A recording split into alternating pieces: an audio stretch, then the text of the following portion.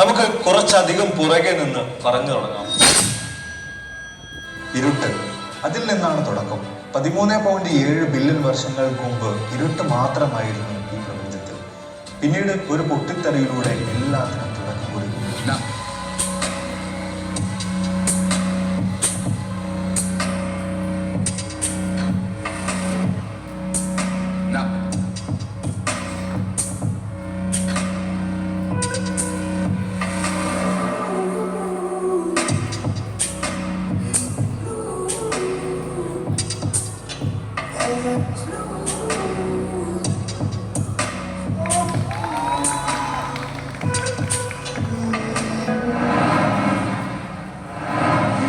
ബില്യണിലധികം ഗാലക്സികളും 200 billion trillion നക്ഷത്രങ്ങളും ആ നക്ഷത്രങ്ങളെ വലയം ചെയ്യുന്ന ട്രില്യൺ കണക്കിന്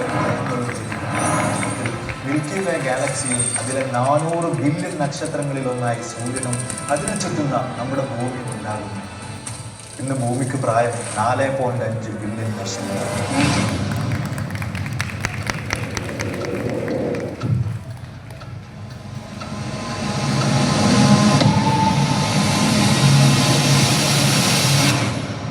ചുട്ടുപഴുത്തതും തണുത്ത് മരവിച്ചതുമായ പല അവസ്ഥയിലൂടെയും കടന്നുപോയ ഭൂമിയിൽ 3.7 ബില്യൺ വർഷങ്ങൾക്ക് മുമ്പ് ആദ്യ ജീവൻ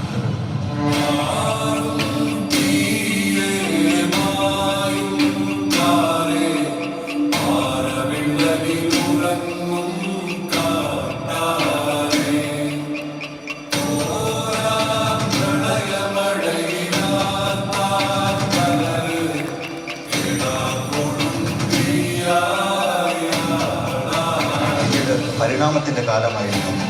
പല ജീവികൾ പിന്നീട് പലതായി പരിണമിച്ചു. പ്രകൃതിയിലെ പ്രശ്നങ്ങളെ മറികടന്നവ, അതിനെ തരണം ചെയ്തവ അതിജീവിച്ചു. അല്ലാത്തവ മണ്ണോട് ചേർന്നു. വർഷങ്ങൾ വീണ്ടും ഒരുപാട് കടന്നുപോയി. 2 ലക്ഷം വർഷങ്ങൾക്ക് മുമ്പ് നമ്മുടെ പൂർവികരായ സാപ്പിയൻസ് കിഴക്കൻ ആഫ്രിക്കയിൽ താമസിക്കാൻ ആരംഭിച്ചു. അവർ കൂട്ടം കൂട്ടമായി ജീവിക്കുകയും പിന്നീട് അവരിൽ സംസ്കാരങ്ങൾ ഉടലെടുക്കാൻ ആരംഭിക്കുകയും ചെയ്തു.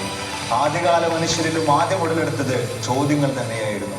അവനെക്കുറിച്ചും അവനെ പഠിച്ച ദൈവത്തെക്കുറിച്ചുമുള്ള ചോദ്യങ്ങളായിരുന്നു ആദ്യം അവന്റെ മനസ്സിലേക്ക് കടന്നു വന്നിരുന്നത്. ആ ചോദ്യങ്ങളിൽ നിന്ന് പിന്നീട് മതങ്ങൾ പിറവിയെടുത്തു. പിന്നെയും മനുഷ്യൻ കൂടുതൽ ചിന്തിക്കാൻ ആരംഭിച്ചു. സൂര്യനെക്കുറിച്ചും ചന്ദ്രനെക്കുറിച്ചും പ്രപഞ്ചത്തെക്കുറിച്ചും തന്നെക്കുറിച്ചുമെല്ലാം അവൻ ചിന്തിച്ചുകൊണ്ടേയിരുന്നു. ഉത്തരങ്ങൾ നേടിക്കൊണ്ടേയിരുന്നു. നേട്ടങ്ങൾ കൊയ്തുകൊണ്ടേയിരുന്നു.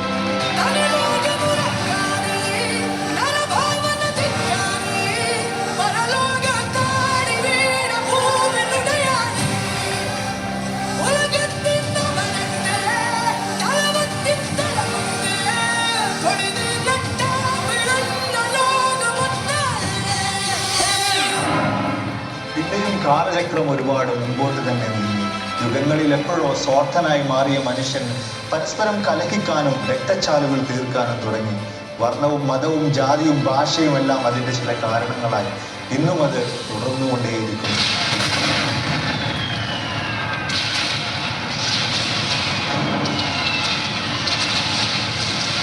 ഒരു യുദ്ധം വരുത്തിവെക്കുന്ന കെടുതി ഏറ്റവും കൂടുതൽ അനുഭവിക്കുന്നത് ആരെന്നറിയാമോ? കൊല്ലപ്പെടാതെ അവശേഷിക്കുന്ന, പട്ടിണി കിടന്ന് ഇഞ്ചിഞ്ചായി മരിക്കുന്ന മനുഷ്യരാണ്. കൊടും പട്ടിണിയുടെ പിടിയിലാണ് ഗാസ. ഒരു നേരത്തെ ഭക്ഷണത്തിനായി മണിക്കൂറുകളോളം ക്യൂവിൽ നിന്ന് കരഞ്ഞു കേൾക്കുന്ന കുഞ്ഞുങ്ങളുടെ കാഴ്ച മനുഷ്യ മനസാക്ഷിയാണ്. ഒരു നേരത്തെ അന്നത്തിനായുള്ള പോരാട്ടമാണ് ഗാസയിലെ ക്യാമ്പുകളിലേക്ക് കാണുന്നത്. എവിടെ ഭരണം അവിടെ മരണം, എവിടെ ഭരണം അവിടെ മരണം, എവിടെ ഭരണം അവിടെ മരണം, എവിടെ ഭരണം അവിടെ മരണം, എവിടെ ഭരണം അവിടെ മരണം, എവിടെ ഭരണം അവിടെ മരണം, എവിടെ ഭരണം അവിടെ മരണം. ലോകത്തിൻ കൈക്കുപ്പിയിൽ എന്റെ ശരണം. എവിടെ ഭരണം അവിടെ മരണം, എവിടെ ഭരണം അവിടെ മരണം, എവിടെ ഭരണം അവിടെ മരണം, എവിടെ ഭരണം അവിടെ മരണം, എവിടെ ഭരണം അവിടെ മരണം, എവിടെ ഭരണം അവിടെ മരണം, എവിടെ ഭരണം അവിടെ മരണം. ലോകത്തിൽ കൈക്കുപ്പിയിൽ ഗാസയുടെ അന്നം നിഷേധിച്ചുകൊണ്ടാണ് ഇസ്രയേലിന്റെ പ്രതികാര നടപടി. കൊടും പട്ടിണിയിലാണിപ്പോൾ ഗാസ. ഒരു നേരമെങ്കിലും വിഷം പടക്കണമെങ്കിൽ മണിക്കൂറുകളോളം കാത്തു നിൽക്കണം. കയ്യിൽ ഒഴിഞ്ഞ പാത്രവുമായി ഭക്ഷണ വിതരണം നടക്കുന്നിടത്തേക്ക് ഓടിയെത്തുന്നവരെ നിഷ്ഠൂരം കൊത്തൊടുക്കുന്നതും ഗാസയിലെ സ്ഥിരം കാഴ്ചയായി മാറിയിരിക്കുകയാണ്.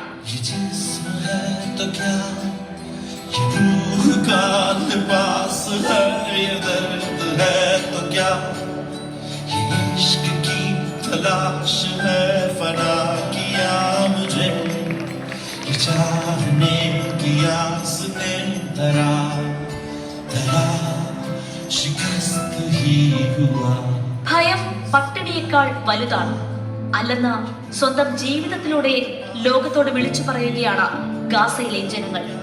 കുഞ്ഞുങ്ങളും കൂടപ്പിറപ്പുകളും പട്ടിണി മൂലം മരിക്കാതിരിക്കാൻ വെടിക്കോപ്പുകളെയും മിസൈൽ ആക്രമണങ്ങളെയും ഭയക്കാതെ ഭക്ഷണത്തിനായി നെട്ടോട്ടമോടുകയാണ് ഇവിടുത്തെ ജനങ്ങൾ.